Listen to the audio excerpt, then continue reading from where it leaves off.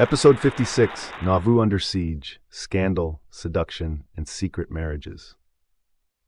Welcome to the Hidden and Distorted History of the Church series, where we will be looking at the historical aspects of the Church of Jesus Christ of Latter-day Saints, also known as the Mormons. In this series, I will try and inform those unaware of the true facts of Mormon history. Recap.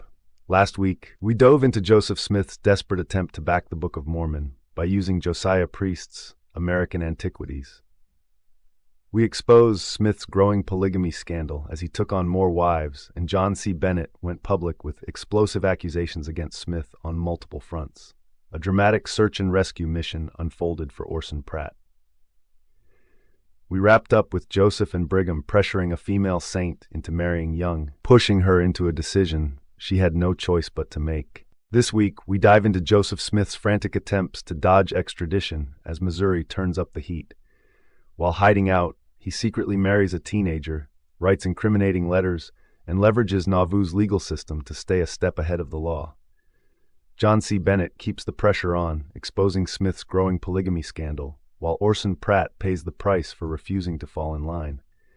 Meanwhile, Joseph takes to the press, publicly denouncing polygamy, while privately adding more wives to his collection. Part 1. A busy July for Smith. On July 22, 1842, Missouri Governor Thomas Reynolds signed an extradition warrant for Joseph Smith, charging him as an accessory before the fact in the attempted assassination of former Missouri Governor Lilburn W. Boggs. This wasn't just another petty legal dispute. Smith was being accused of conspiring to kill a man who had once driven the Mormons out of Missouri. Governor Reynolds sent the warrant to Illinois Governor Thomas Carlin, who wasted no time. He ordered Smith's arrest. And on that very same day, another drama unfolded. Orson Pratt refused to publicly defend Smith's so-called virtue. This was a serious statement, considering Pratt was a high-ranking church leader. But why? Because Smith had tried to seduce his wife. If you recall from the last video, Sarah Marinda Pratt had publicly accused Joseph of propositioning her. Now, Orson Pratt, humiliated and betrayed, refused to play along with the church's damage control. While Pratt was reeling from Smith's betrayal, Joseph was busy expanding his secret harem. On July 27, 1842, he secretly married 17-year-old Sarah Ann Whitney in a polygamous sealing ceremony. She was 19 years younger than him. The marriage was arranged with the full consent of her parents, Newell K. Whitney and Elizabeth Ann Whitney, but crucially, without Emma Smith's knowledge. Smith wasn't just marrying young women behind Emma's back. He was orchestrating an elaborate cover-up. One of the most damning pieces of evidence comes from a letter he wrote to Sarah Ann's father on August 18, 1842. The message? A carefully planned rendezvous schedule designed to keep Emma in the dark. Excerpt from Joseph Smith's letter to Newell K. Whitney, August 18, 1842. The only thing to be careful of is to find out when Emma comes home. Then you cannot be safe. But when she is not here, there is the most perfect safety. Let that sink in. Smith, the so-called prophet of God, was actively plotting secret meetings with a teenage girl, right under his wife's nose. And what happened to Sarah Ann after Smith's death in 1844? She was pressured into marrying Heber C. Kimball as part of the church's twisted dynastic polyandry policy, because even after Smith was gone, the system he built kept women under its control. Part 2. A rough first week of August for Joseph. On August 8, 1842, Joseph Smith was arrested by Illinois official Thomas King under an extradition order, but thanks to Nauvoo's rigged legal system, he walked free. The Nauvoo Municipal Court, packed with Smith's loyal cronies, predictably ruled in his favor and ordered his release. This was a blatant abuse of power. The Nauvoo Charter never gave the city the right to overrule state or federal warrants, yet Smith's hand-picked court claimed absolute authority over legal matters involving Nauvoo residents. Translation? Smith and his inner circle were above the law, at least in their own city. Knowing another arrest attempt was coming, Smith fled into hiding, bouncing between safe houses from August to December 1842, including one owned by Emma Smith's family.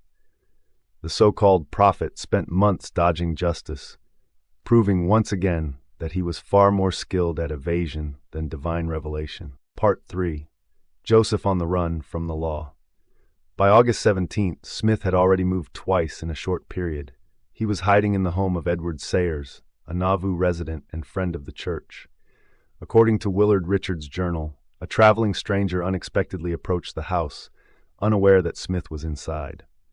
Richards recorded that the unexpected visit made it too risky for Smith to remain, as there was a constant fear that Missouri agents or Illinois officials might discover him.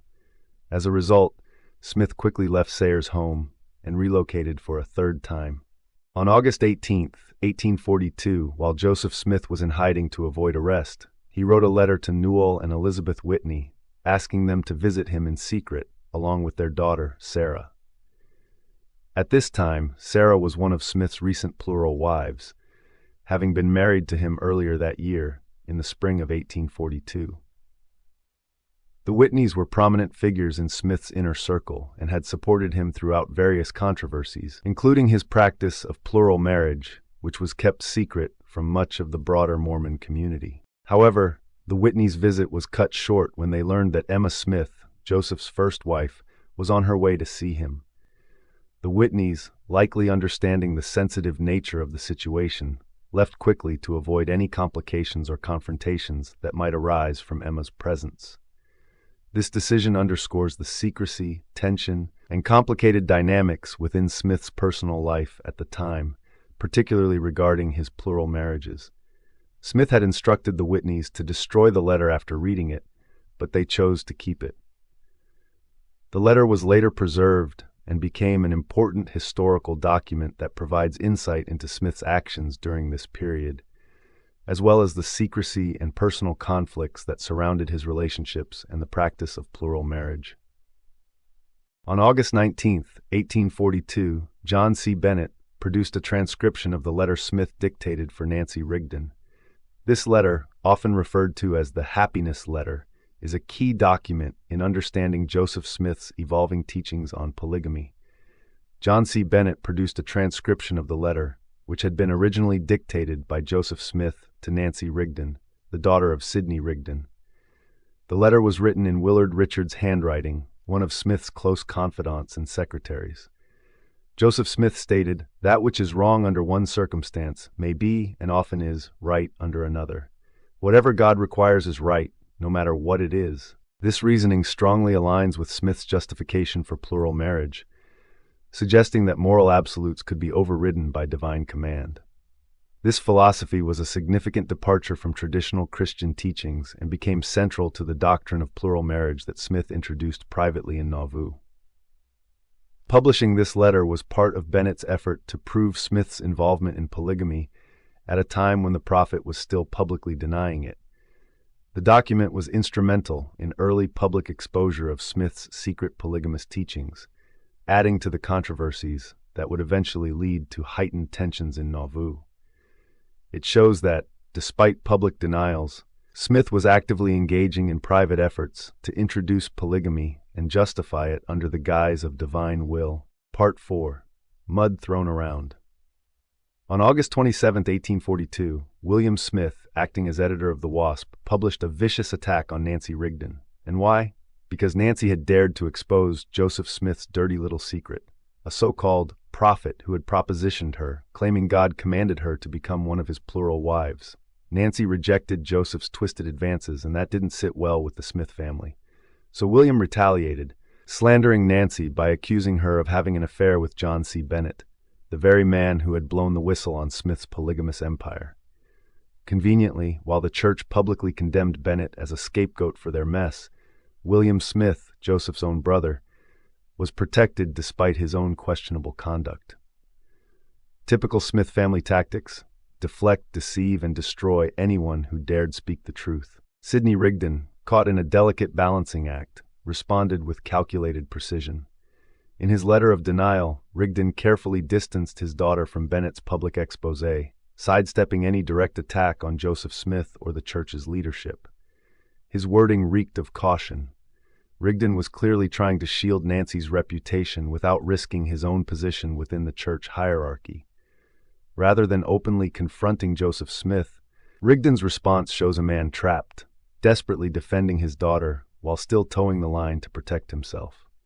On August 29, 1842, Joseph Smith staged a calculated public relations stunt disguised as a special conference in Nauvoo, all in an effort to squash the growing scandal fueled by John C. Bennett's explosive accusations. Smith's true motive was clear: damage control. The conference served one purpose: to deny polygamy and keep the church's carefully crafted public image intact. Smith and his loyal cronies stood before the congregation, blatantly lying as they denied the practice of plural marriage. They painted Bennett as a deceitful scoundrel and womanizer, claiming he was responsible for any immoral behavior in Nauvoo, not Smith. Yet behind the scenes, Smith had already secretly married multiple women, including some who were still married to other men. Desperate to control the narrative, Smith ordered hundreds of missionaries to hit the road, not to spread the gospel, but to spread lies. These missionaries were specifically tasked with assuring converts and the public that the church condemned polygamy, all while Smith and his inner circle continued to secretly expand their plural marriages. The hypocrisy is staggering. Smith stood at the pulpit swearing against polygamy while actively practicing it behind closed doors. By 1842, the church was scrambling to contain the fallout, and the chaos was only just beginning. The scandals, lies, and internal corruption were piling up fast, and no amount of damage control could stop the storm that was coming. Please watch for future videos, and thank you so kindly for watching. This is the Ex-Mormon Informant signing off for the day.